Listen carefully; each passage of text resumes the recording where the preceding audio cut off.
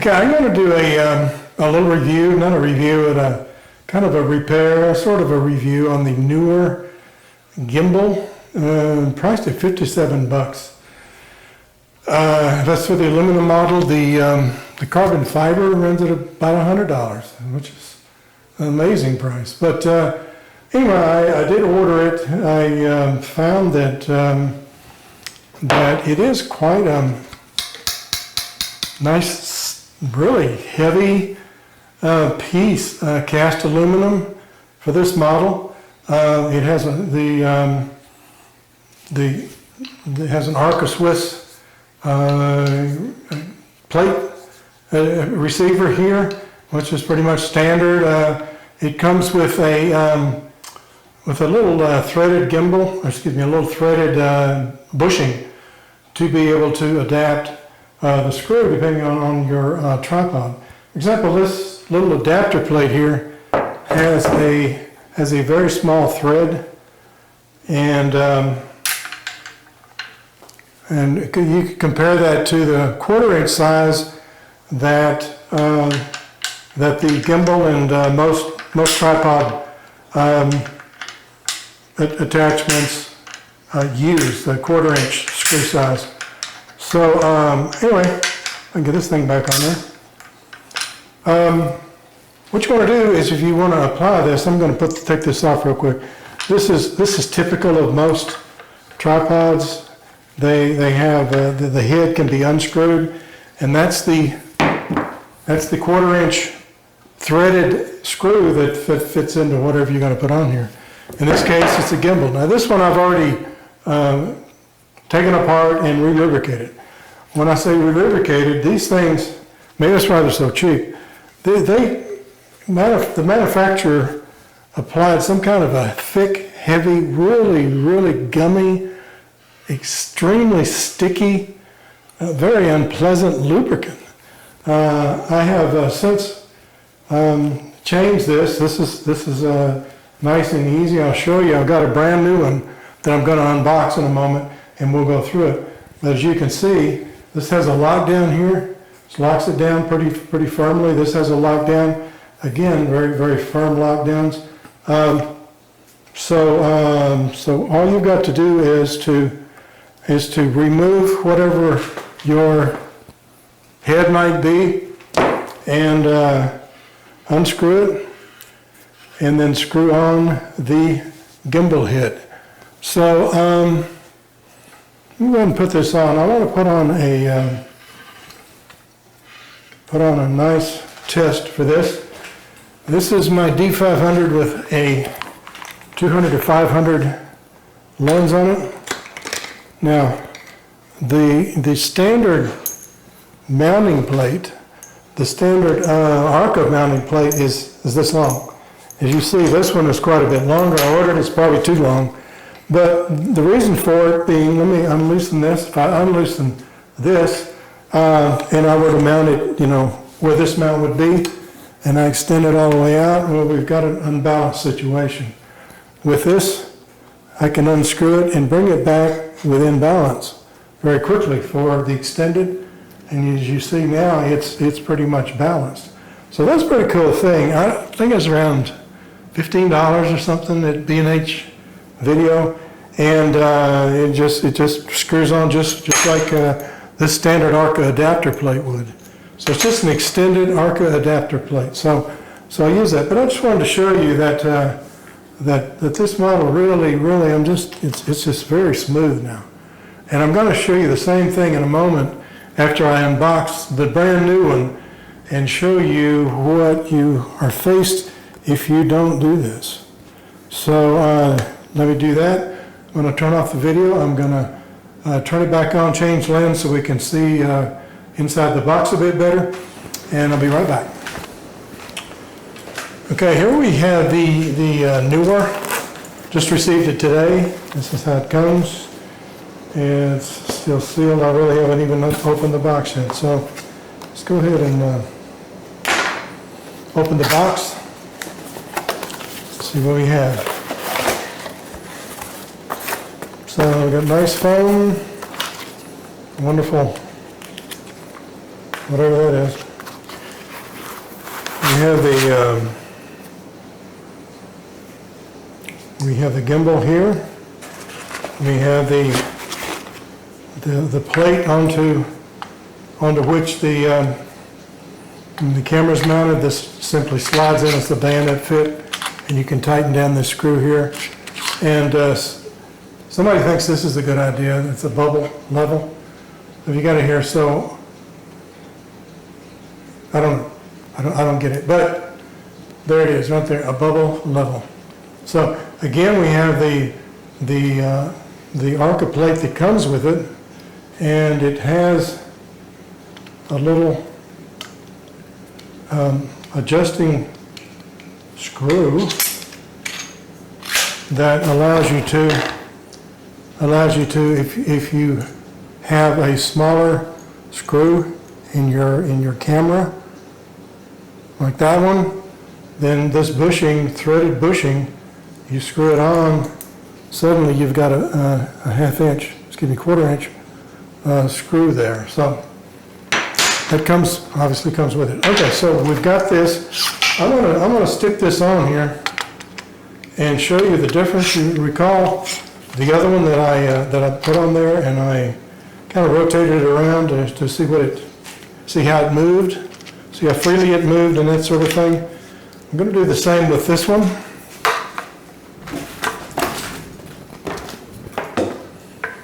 So here we go, we're going to mount it.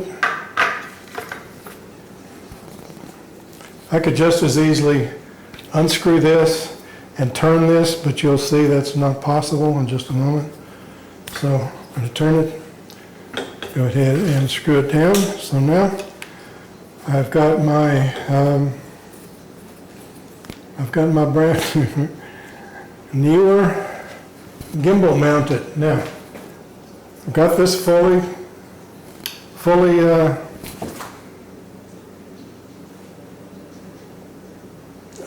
that's not going to get it, and it's really stiff. This is actually not too bad compared to some of the other ones. This one, as you can see, it's completely, I mean, I can knock the tripod over just trying to turn this thing. Is extremely, I unscrewed the screw. But it's just almost unusable because of this lubricant. That's just crazy. Why do they do that? I guess we have too much to worry about the Chinese missiles and stuff are probably too gummed up to work. I don't know. So anyway, what I want to do, I'm going to go take this off, tighten this down, go ahead and take it off. I want to show you real quickly what you have to deal with. I think these are great, except for this obvious shortcoming of the friggin' glue they used. So this is I'm guessing this is it says number 3. This is an Allen screw. I don't know if you can see that in there. And so here's the challenge you face. I'll warn you ahead of time. These they must put on with some sort of a really good, actually a little bad. That was not bad. Something like Loctite or something. This one comes off easier. And there was another couple of videos on YouTube that showed the construction of this particular joint here to be, and even as I pick it up, I mean the threads of this are just this I don't know. Can you see it sticking my fingers together? Anyway, I'm going to put these on. This stuff doesn't come off with soap and water very well. You really need to get some paint thinner, seriously. I tried kerosene, doesn't work. I don't know what it is. Looks like if you took clear gummy bears and squished them up and somehow just liquefied them and stuck it in, that's what you got here. It's clear. But anyway, I'm going to take this off. This is a little plain washer followed by a bearing, a little flat needle bearing. I don't know if you can see that. It's a little needle bearing, a flat one. Very cool. In the other videos that showed this, they had some kind of a, I don't know, they put O-rings or some nonsense in there. This is a nice adaptation if that's what they did. This is the other washer, so the bearing sits between these two washers.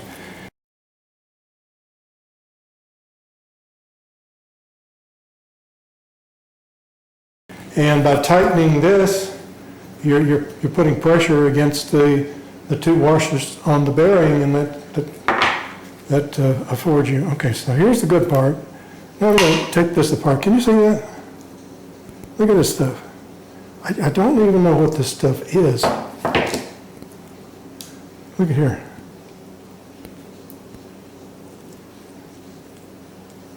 Look at that. Why would you put that in there? I don't know what it is. But the only thing, maybe kerosene would be a solvent for it. I tried, it didn't seem to work. Maybe it was too thick, I don't know. But what I do is I take this crap out, clean everything up, and I just put, because I had it handy laying around, I put wheel bearing lube in there. So other people say, oh, you need lithium grease. I don't think it matters. Come on, this is not, it's not something you're going to get 10,000 RPMs or something. But it is just nasty.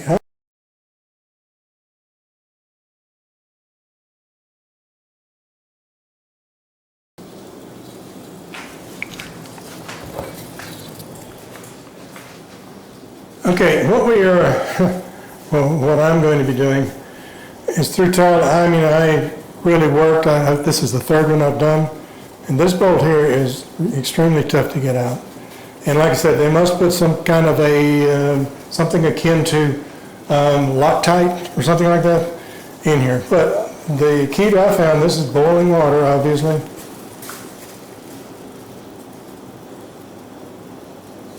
Now, the way this works is this comes out, and there's a rod in here in this channel, and it fits into a slot built into this circular plug that goes in there. It's got a groove that it runs in.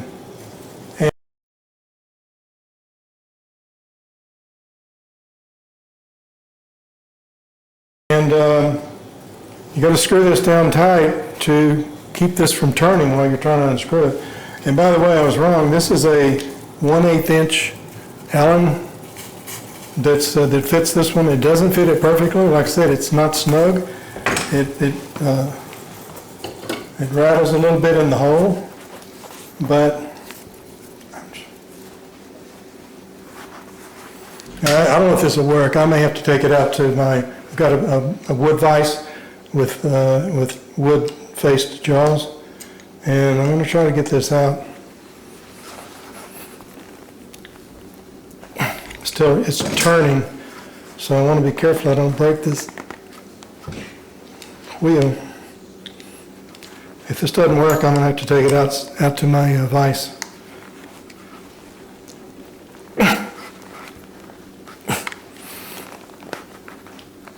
It's turning. Now, I'm a fairly big guy, 6'3", 220 pounds, and it took all I could do to get this thing to turn, but I did. I didn't ruin the bolt. I've heard horror stories, seen horror stories on the web about people having to drill this bolt out after they burgered it over. Like I said, here, live situation, put it in boiling water for, I don't know, what was that, 3/4 of a minute or a minute? And it's not easy, but it will come out.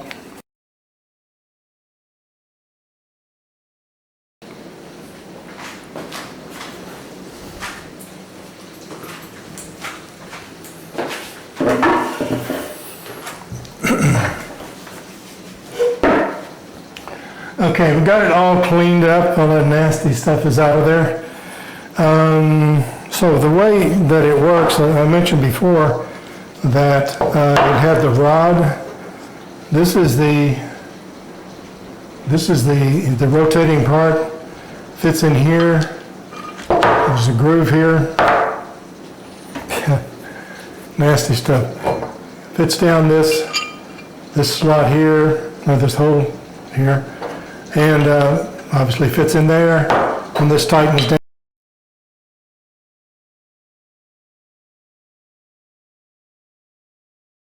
down, it presses in this, pushes the rod into that into that track. I wasn't able to get all of the stuff out of there. This rod didn't have any of that greasy stuff on it, or that sticky stuff on it. So I'm going to put a little bit on there.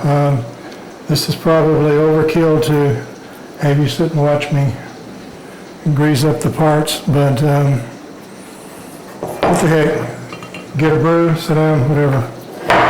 Okay.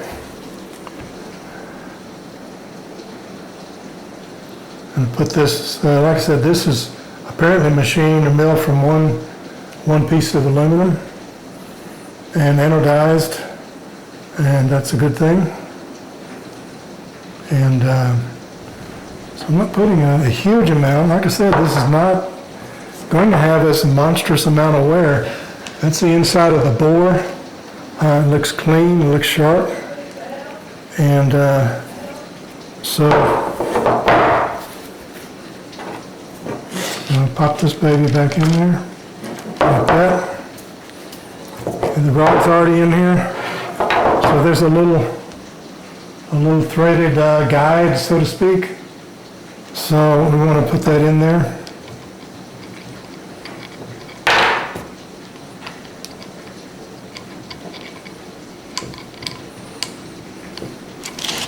Well, if I could hit the hole, get it started, there we go.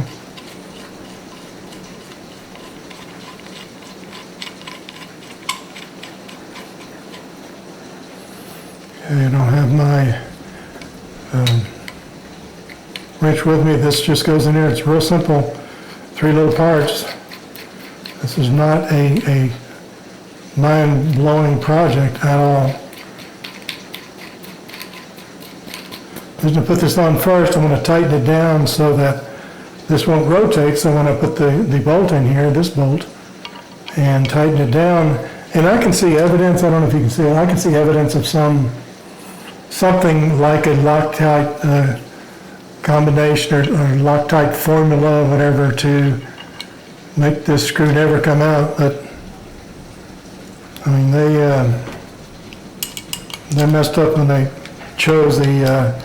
I don't know if it's a preservative or a lubricant, or some engineer said, oh, we need to have a little drag on this so that, this won't be just flopping around. I don't know, whatever. It is unusable the way that you get it. And I do think, after taking this apart, I do think this is a nice product. I really made for $57. Come on. Jeez. So, loosen that a little bit. Okay. So now this part here goes in this way. And again, this is wheel bearing lube. I can't see the need for getting all excited about what kind of lubricant you use and how much and all that stuff. This doesn't have the kind of wear that you would be all that concerned about. Okay, so I'm going to stick this in there.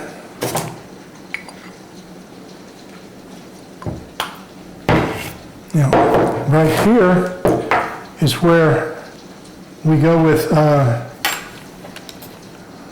little bearing. Probably can't see that. Goes between these washers. So I'll stick one washer on here. Give the bearing a nice coating of wheel bearing grease on there, and then the final bearing, the final outside,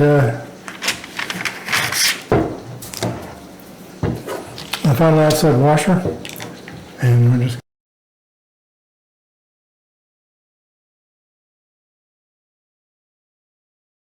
gonna put this on there. Okay. Now, what I'm going to do is I'm not going to put this on the thing, but you can see now that it's probably put too much grease on it. But anyway, it is so much improved over what it was. This guy here will now rotate with my fingers. I couldn't even turn this earlier. I could not turn it with that factory crap in there. So lock it down and you're good to go. But anyway, so that's it. It takes an hour and a half out of your valuable photography shooting time, but you will be rewarded taking this baby. And it is, to me, it is rock solid. And one hell of a deal. Even the aluminum one, I don't mean over it, but aluminum one is $57, $56.99. The carbon fiber model is $99. I mean, come on. I don't know anything about it. If Neewer wants to send me a carbon fiber, I'll be happy to do a video on it. So anyway, my name is Richard Houghton. I live in the Woodlands, Texas, north of Houston. I belong to the Woodlands Camera Club and the Woodlands Photography Club. I do a lot of, as much as I can, photography. I have a lot of friends who go out in the field a lot. We're all amateurs. We're not pretending to be professionals, but we all learn. This is something that's really can help you steady your camera, especially with a telephoto lens. I don't know how you do it otherwise. I mean, I have a real nice tripod. You may have seen it, and it's pretty sturdy. It's not the most sturdy, but when I put that long 200-500 Nikon on there, it sags. When I try to just use, even with the foot, using the telephoto foot, it's balanced as long as everything is all collapsed. When you get it all the way out to 500 millimeters, it's nose heavy. This guy, using this guy here, and even buying an extended plate is going to help you balance that out. It's just there's no weight on it. I mean, it's totally balanced, quite easy to get it the way you want to. Anyway, thank you for watching. I'm Richard Houghton.